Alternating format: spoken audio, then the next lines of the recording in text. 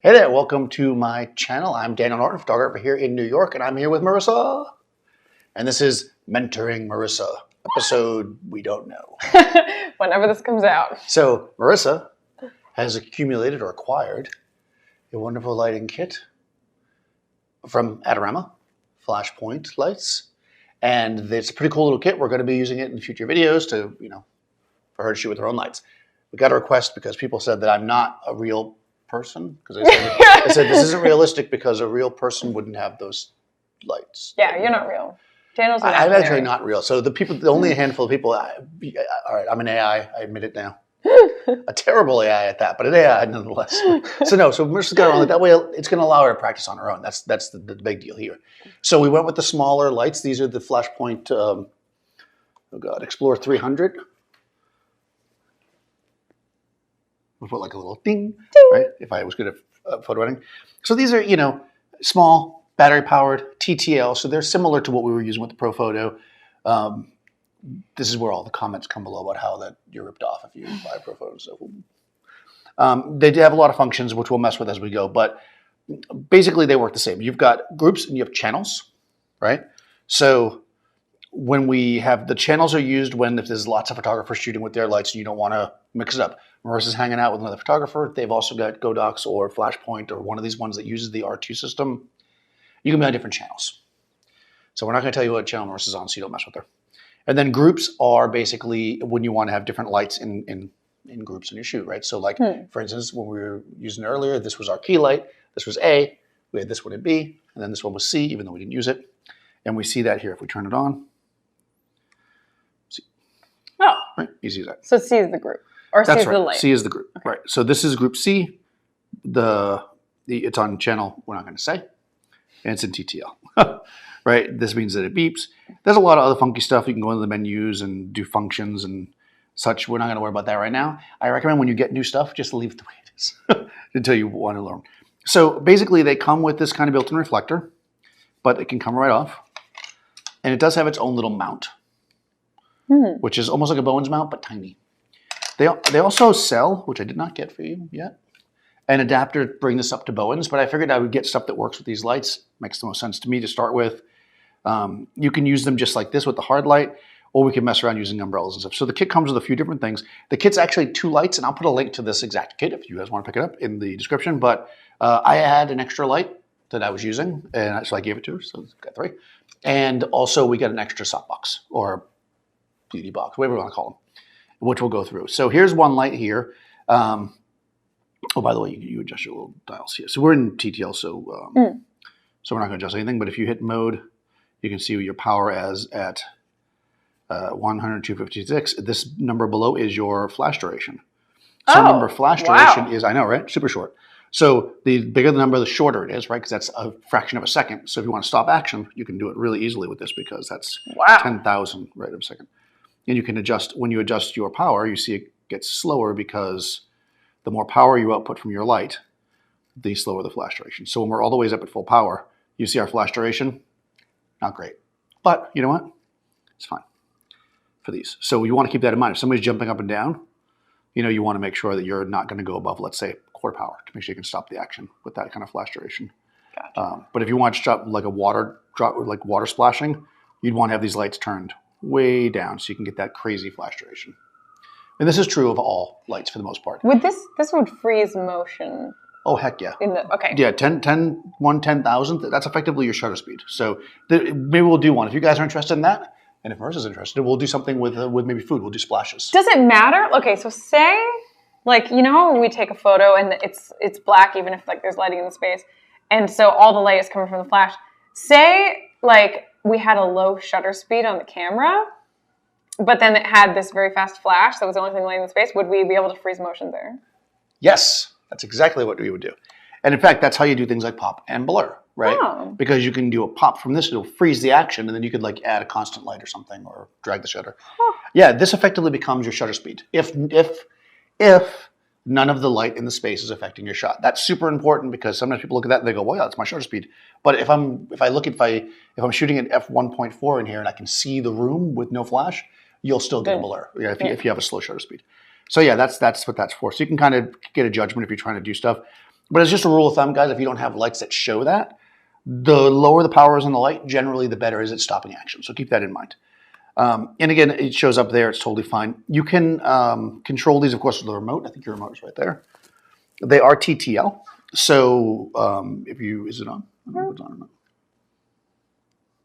Oh, here. It says it's on. Yeah, so don't just press a button. Maybe you probably just went to sleep. Yeah. You see you've got all your groups all the way down to E, and they can be in either TTL, manual, or off. C's off currently, according to the remote. Now, because the remote says it's off and it's on here, it can get a little bit weird. So what you'll probably have to do is go in here.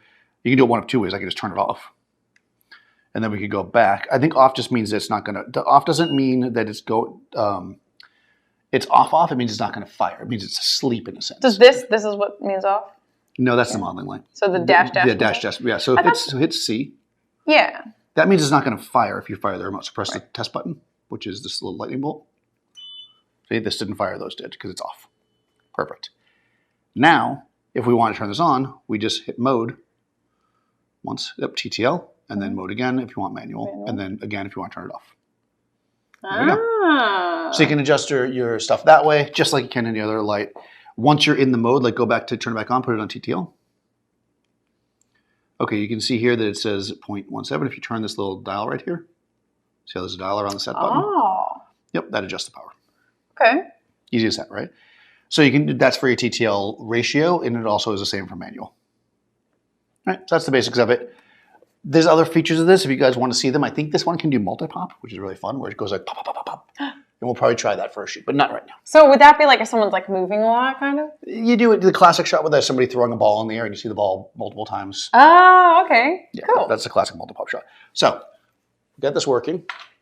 So you would see it in one photo, you'd see the ball multiple times. That's right, because it would be one exposure. What That's you would so do is cool. you do a slightly longer exposure, like that half a second, and then you throw the ball up and you hit the shutter, and it fires multiple times. Assuming the person doesn't move or you're only laying the ball, it works.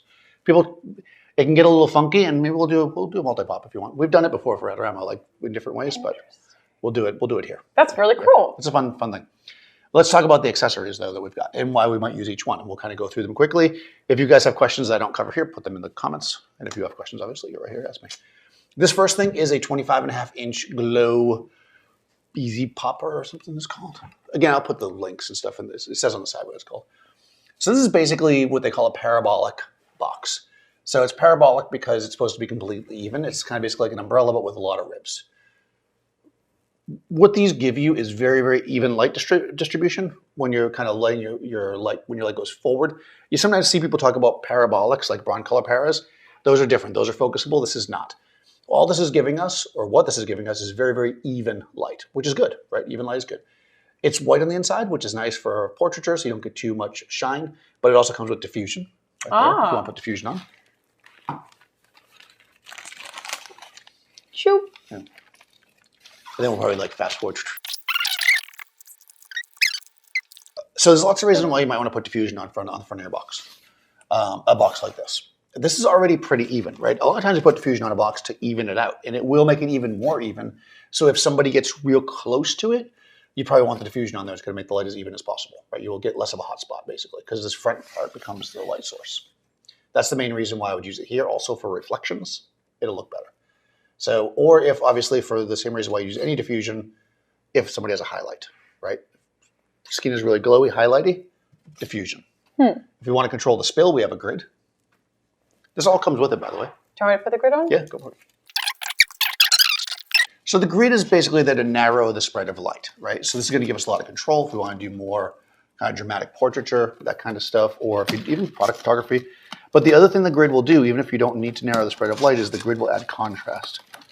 Oh. Yeah, because effectively what's happening, especially when you're really close to something and you have a grid, the black of the grid effectively reflects and creates almost like a negative fill. It's not exactly a negative fill, but because the black is so close to the subject, it actually adds contrast when you use a grid. So you'll actually get punchier light with the contrast with the grid. So even if you don't necessarily want to control the spill, the grid can be useful. So it's great this comes this way. You know, and this is pretty inexpensive setup here, guys, for a portrait. Really nice, a decent size for a single person. Now, I think the kit itself actually came with this one, but I got this extra one. So we'll move this out of the way. This other one is from Godox. This is the ADS60S. I know that because I'm reading the side. And basically, this one's silver. Silver is going to give us more specularity, right? Specularity is your highlights. So if you want to do something that's more of a glamour, like a beauty type thing, like a pop where the makeup shines or whatever, or I use it a lot for kickers because kickers, we want that little, it make the light a little bit cooler because it's silver, right? And it also makes it a little bit punchier. Now, if this is the only one you have and you want to make a kind of a cleaner portrait, you can also put diffusion on this, which comes with it. It looks exactly like the other diffusion, as well as a grid. So this comes with it. Again, this one's a little smaller, but very useful. So I think 2 boxes is going to put you in a good spot. Fabulous. Yeah. The other thing that we have with this kit, oh, there's a crushing of things, is we got 2 umbrellas. You can open that one. Fancy. Right. That one is a silver umbrella. And this one is translucent. So, wait. if you like an umbrella thing, like together, ready? Do you like this? Ready? Spin it. Oh, yeah. Wait. Okay, there we go. Are we going to be coordinated? Here we go, spinning. Okay. Diffusion umbrella is often called a shoot-through umbrella. Usually put it, shoot through it, right? Silver is often called a reflective umbrella because you put it, You reflect off of it. and you do. Umbrellas spread the light out more. They're very inexpensive, and you can do a lot of things with them. We've done videos on umbrellas, and we will do more for sure. So umbrellas are a good go-to, and they're pretty inexpensive, and they came with the kit. So very nice little kit. Nice and simple. You'll see us use it a lot. The silver umbrella, by the way, before we put it away, comes with, what was it? Diffusion. Okay, so we're going to actually do a whole video about this, I think, because this is super interesting. Using this with diffusion is not the same as using a translucent umbrella. Let me know in the comments below why. See that? I'm asking for stuff in the comments. I've watched that on a YouTube channel. You're supposed to ask for stuff. So put in the comments below. No, seriously, it's not the same. People think, oh, I'll just get this with this and it's the same. It's not the same. This is much different, and we'll actually do a video where we compare the two. We'll do that next time. Yeah. Because it really is a big difference. These are nice. Yeah. This is actually a very cool umbrella. Very simple way to shoot. Nice punchy light. The other thing we have is a backpack, actually, which is really cool. And we're going to put all of our lights in here. And I picked up a couple of these folding stands. The backpack holds 2 of them. So I got you 2, but really you have 3 lights, so you're going to have to figure out the rest of the thing. But these are like the Flashpoint version of the Matthews stands that I use. So again, all relatively inexpensive kit here. I'll put all the description below. So if you are starting out, you're getting what you wanted. You know, people are always like, oh, and we're going to use these so you guys can see, you know, what we were able to do with the Flashpoint equipment. And I think you'll be surprised at how good it is. Because they don't mess around. Well, they might mess around a little bit. They mess around, but they do a good job. In a good way. Yeah. So, all right. So, a couple of things though that I want to go over. You've got your kit here. One of the things that I always do, that I think you should do, and we're going to do it now, is you want to mark your gear. So we know that we have 3 lights. We know that they're in 3 different groups, but you're going to always be moving them around. You don't want to be shuffling with that. So what I like to do is we take our light, we take our tape, right? And we're going to go C group. This is C, right? You can put it on both sides or on one side or however you want to do it. But you put that on there and you're going to write C on there. Yay! So official. I know. So exciting. This is the C light.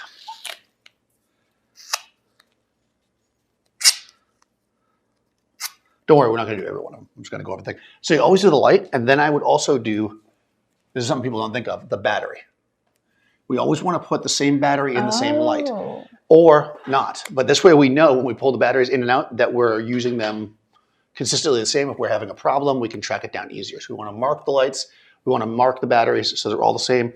I would also mark the chargers, which are in the other room. Other than that, for this kit, I wouldn't worry too much about it. You can mark other stuff too, but like your stands, if you just want to put your name on it, if you're sharing a studio like we do here, you see stickers all over everything. But why would you want to mark the charger? Again, so you're using the same charger with the same battery, with the same light. That way, if there's a problem, you can track it back. Oh, okay. Right? So if you're like, man, the C battery isn't charging. I know I'm always using the C charger with it. Let me try the B charger. Oh, okay. And then, you know, it's for troubleshooting. So you always want to use the same stuff together. And you mark these lights so you can see them when you're working with them. So that's why I say you might want to put them on both sides. You can put a C over here as well. however you want to do it. That way, we know which light is what. When you're looking from halfway across the room, you're like, oh yeah, that's the C light. Or when you're just pulling them out of your bag, okay, well, I always use my C light, because what we normally do, kind of standard operating procedure, is A is your key light, B, fill, C, background. Huh. Wouldn't the A get used way more than the other? Yes. Cut to that. Yeah, that's exactly the case. And you'll know that. That way, like if you're that's always your key light, you're going to want to make sure that you're changing that flash tube, you're watching it, etc. Yeah. You will definitely use your A light way more, because a lot of times you shoot with one light. Now, if you're only shooting one light, you could use either light, I guess. But if you're setting something up with multiple lights, A is generally key, B is fill, C is background. And interestingly enough, if you do a lot of lit up backgrounds, you'll probably use more power out of your C light than your A light, because you're going to be blasting the background with light, especially if you do white backgrounds, right? Where the A light is going to be real close and turned down. So you might use the A light more often, but maybe not at high power. But it's a good way to track your lights, so you can know when the flash tubes are going to burn out and that kind of stuff. So yeah, let me know what other questions. Do you have any questions? Off the top of your head? I mean, I'm sure you have no, any actually, questions. I think. Because we've already gone through lights once before. So excited. Yeah, it's super cool, right? So let us know if you're looking to buy a light kit, or you just bought one, you have questions about what you would do. If you want to see different types of things, we're going to have a male subject, I think, for our first subject with this kit. And we will do a portrait with him, and we'll go from there. So if you haven't already, make sure you follow Marisa. Oh. Yeah. I'll put her information in the description. Make sure you follow Daniel. You probably right already here. do. You can reach down. Maybe not. Could have just found us. And you're probably like, who are these people? So yeah, ring the bell, subscribe to the channel, do all that goodness, and I'll see you next time.